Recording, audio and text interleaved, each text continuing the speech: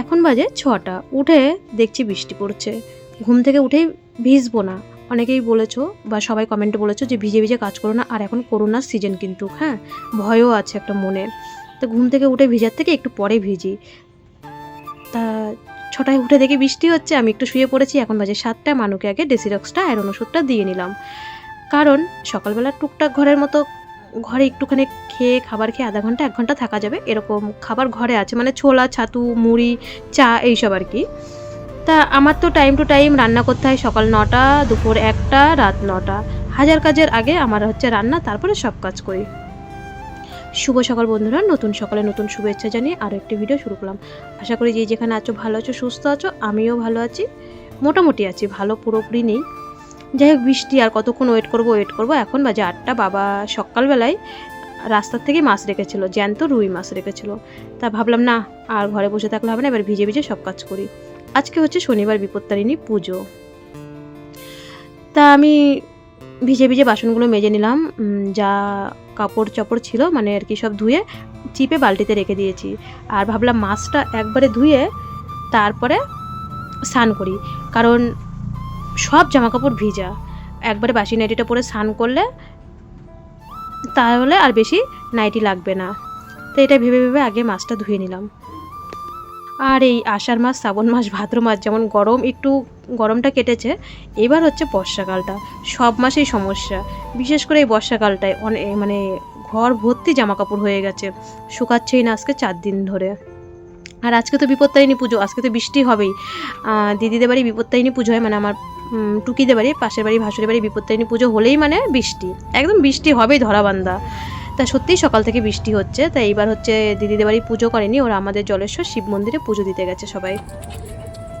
তা মাছ টাছ ধুয়ে একবারে স্নান করে নিয়েছি, স্নান করে তারপরে রান্নার দিকটাই যাব। আর আজকে সকালবেলা একটু সিদ্ধ ভাত করব, তার মধ্যে মাছ ভাজা আর অনেকটা মাছের ডিম ছিল, কিন্তু সকালবেলা বেশি একটা রান্নার ঝামেলা করিনি, বর্ষার দিনে কি করবো আর ভালো লাগে না।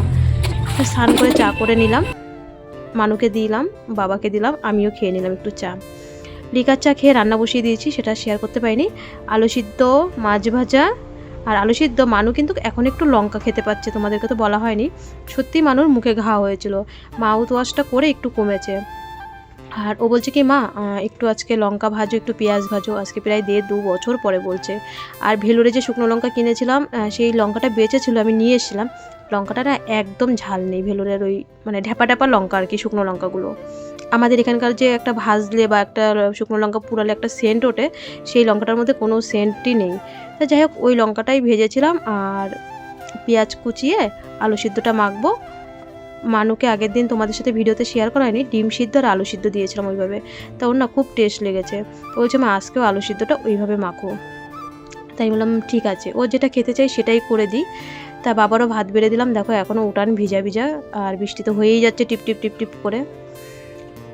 বাবাকে বললাম ভাতটা নাও, তার মধ্যে চলে এসেছিলো কারেন্টের লোক, মানে আমাদের মিটারের দেখতে। তা বাবা বলছে রাখ, ঠান্ডা হোক, মিটারের লোকটা দেখে যাক, তারপরে আমি ভাত খাচ্ছি। আর মানুকে আমি মাখিয়ে মানে খাইয়ে দিলাম। খাইয়ে দিলে 2 গাল খেতে পারে, না হলে কিন্তু ও ওই মানে সেই ছোটোবেলার মতনই মানে ঠিক করে খেতে পারে না। ওই যে খাওয়াতে খাওয়াতে একটা অভ্যাসে দাঁড়িয়ে গেছে, আর কি করা যাবে। খাইয়ে তারপরে সব কাজ সারবো। আর মানু আজকে সকালবেলা ছোলা, কাজু, সোয়াবিনের ফল মানে দানা বলে যে, ওইগুলো না সকালবেলা খেয়েছিল।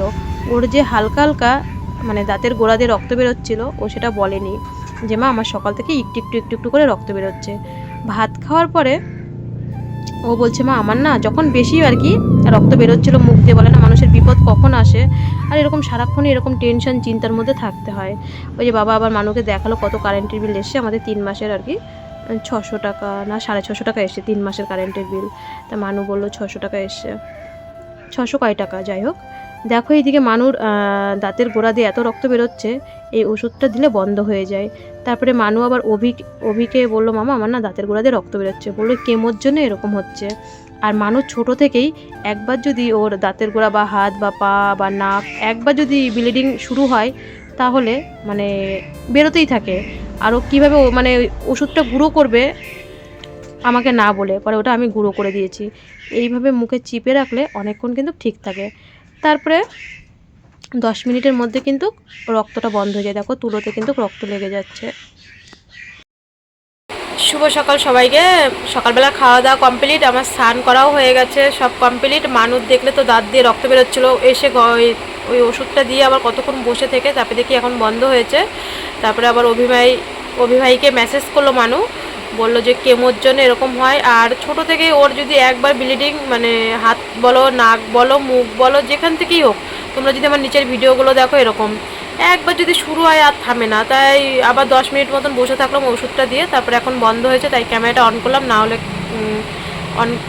অন করার মতো নিয়েছিল না। হট করে দেখছি ওর নাকি এই যে ছোলা ভিজিয়েছি, এই ছোলাটা সিদ্ধ করে দেবো। ও নাকি ছোলা খেতে গিয়ে শক্ত জিনিস চাপাতে পারে না, ছোলা খেতে গিয়ে নাকি বলে রক্ত একটু একটু একটু একটু বেরোচ্ছিলো। তাই কই আগে তো বলিসনি, আমি ছোলা তো সেই সকালবেলা খেয়েছিস, আমি তার মধ্যে স্নান করে সব কাজ সেরে রান্না করলাম, ভাত খেলি, বলছিল আমার হালকা হালকা একটু একটু বেরোচ্ছিলো, কিন্তু এখন বেশি বেরোচ্ছে। তাই যাই হোক, প্রভুর আশীর্বাদে বন্ধ হয়ে গেছে। আর এখন সব কাজ সারবো। আর সকাল থেকে তো বৃষ্টি শেষই হয় না, এখন আগে ভিডিওটা ভয়েস দিয়ে পোস্ট করে তারপরে সব কাজ করব। আর শুধু এক তরকারি করব, মাছের তরকারিটা করব, ব্যাস, আর কিছু রান্না করব না। ঘরটা ভালো করে গোছাবো, কারণ ঘরটা কালকে গোছানো হয়নি, সারাদিন কালকে দোকানে ছিলাম। এখন সব কাজ মাছ সারি। আশা করি ভিডিওটা ভালো লাগবে, দেখতে থাকো। আজকে তোমাদের এমন একটা মানুষের সাথে পরিচয় করাবো, বোনটার কিন্তু ক্যান্সার। বোনের নাম ইন্দিরা, আমি ওকে ডাকি ভালোবেসে ইন্দু বলে ডাকি।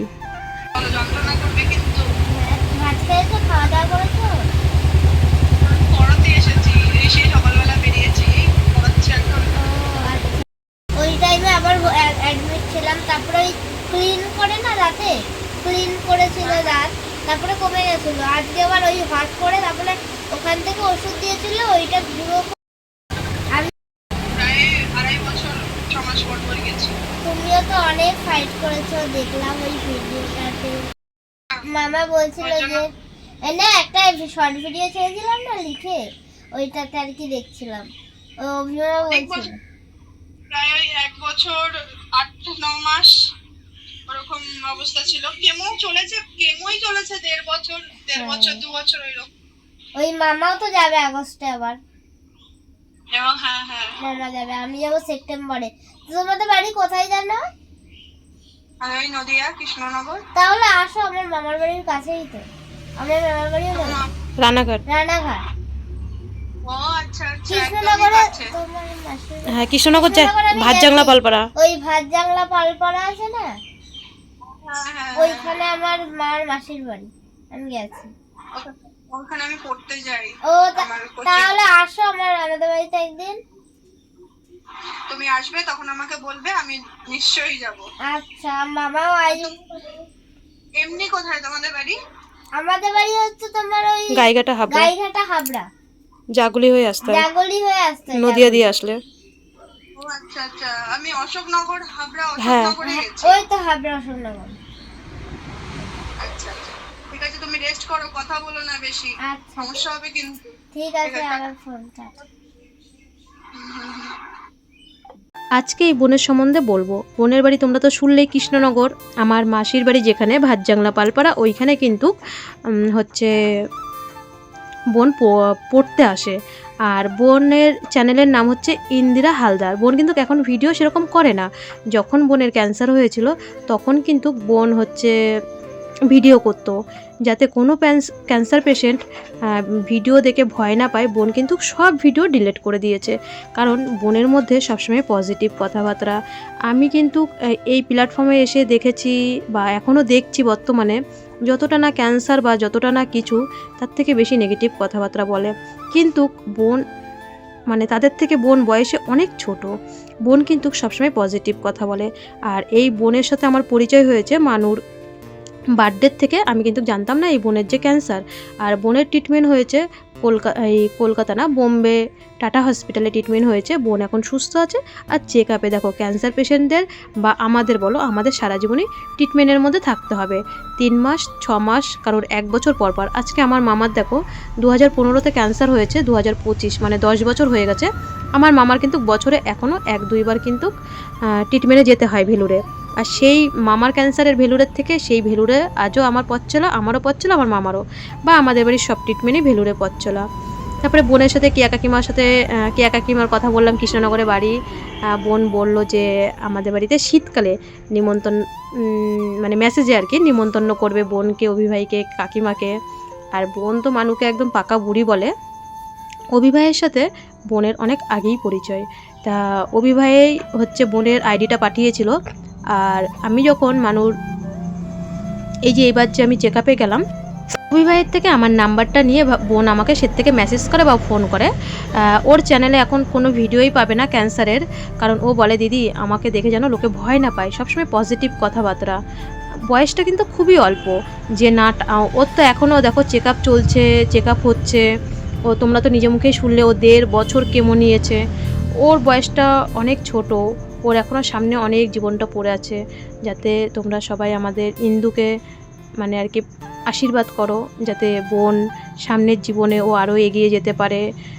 ও এখন টিউশনি পড়াচ্ছে, নিজেও পড়াশোনা করছে। আর সামনে তো এখনও সংসার ধর্ম সব কিছুই বাকি রয়েছে, বয়সটা খুবই অল্প। কিন্তু ওর মধ্যে একজন ক্যান্সার সার্ভাই হয়ে ওর ভীষণ শক্তি, লড়াই। মানুকে সব সময় বলবে মা তুই একদম চিন্তা করবি না, আমার গোপাল সোনা দেখবি তোকে ভালো করে দেবে। কত সুন্দর কথা বলে। দেখো আজকে বিপত্তারিণী পুজো, আমার হচ্ছে জেঠি শাশুড়ির ছেলের বউ প্রসাদ দিয়ে গেল, বর্ষাদের বাড়ির থেকে সবাই আজকে প্রসাদ দিয়ে গেছে। তা এই আজকে ইন্দুর কথাটাই বলছি। আর আমি কিছু কিছু মানুষকে দেখছি যতটা না ক্যান্সার মানে হার্ড টাইম মানে মিথ্যা কথা বলে যাচ্ছে বা কিছু করে যাচ্ছে মিথ্যে কথা। হ্যাঁ, ক্যান্সার পেশেন্টদেরকে ভয় দেখায়, কিন্তু ইন্দুর ভিডিওতে তোমরা যদি এখন দেখো, ও একটা কি দুটো এখন শর্ট ভিডিও দেয়। তাও যে ও যে মানুষটাকে ভালোবাসে সেই মানুষটার সাথে একটা দুটো এখন শর্ট ভিডিও দেয়। ওর কোনো চ্যানেলে ভিডিও এখন বর্তমানে নেই, বা ও এখন টাইমও পায় না ভিডিও করার, কারণ ও হয়তো আবার পড়াশোনাটা চালু করেছে, তার মধ্যে ও টিউশনই পড়ায়। আজকে পুরো ভিডিওতে আমি ইন্দুর কথা বললাম, সত্যি একজন ফাইটার। আর তোমরা আশীর্বাদ করবে আমার ওই ইন্দু বোনের, ওর নাম হচ্ছে ইন্দিরা। আর মানু ডাকে ওকে, আমার মানু ওকে ভালোবেসে ডাকে ইন্দানি মাসিমণি, আর আমি ডাকি ওকে শর্টকাটে ইন্দু। ইন্দু নামটা কিন্তু আমার ভীষণ প্রিয়, কারণ আমার এক সাবস্ক্রাইবারের নাম হচ্ছে ইন্দু। সে আমার বিএমটির প্রথম থেকে সবাইকে বলতো যে রূপাকে একটু হেল্প করো, বা রূপার ভিডিওকেও একটা কমিউনিটি পোস্ট দাও। ও অনেক বড় বড় ব্লগারদের সাথে ইন্দু হচ্ছে কমেন্ট করতো।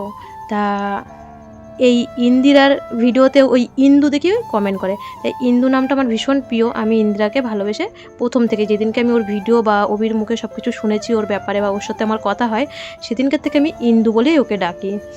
আর এইদিকে দেখো আমাদের মাম্মাম এসে আজকে শনিবার ঝাড়াতে যাবে। তা একদম মানে মাম্মাম আসলে সব ওর মাসিমণি, পাড়াতে তো সারা পাড়ার সব মাসিমণি একদম হাঁপড়ি খেয়ে পড়ে। আর এই যে ঝাড়াতে যাচ্ছে আজকে শনিবার, আমাদের দেখো সেই মাম্মাম বাড়িতে যাওয়ার সময় বাজনা করে নিয়ে গেছিলো, আজকে তোমাদেরকে দেখালাম।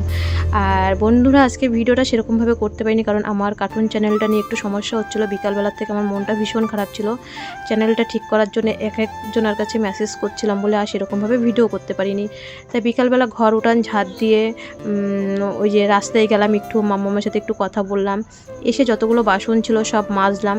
বাসন মাজার পরেই আমার মোবাইলে একটা মেসেজ আসলো, ওটা দেখার পরের থেকে মনটা খারাপ, সেরকমভাবে আর ভিডিও করা হয়নি।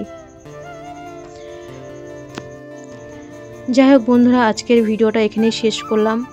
সবাই ভালো থেকো, সবাই সুস্থ থেকো। দেখা হচ্ছে খুব শিগগিরই নেক্সট ভিডিওতে। আর ভালো লাগলে অবশ্যই একটা লাইক করে দিও।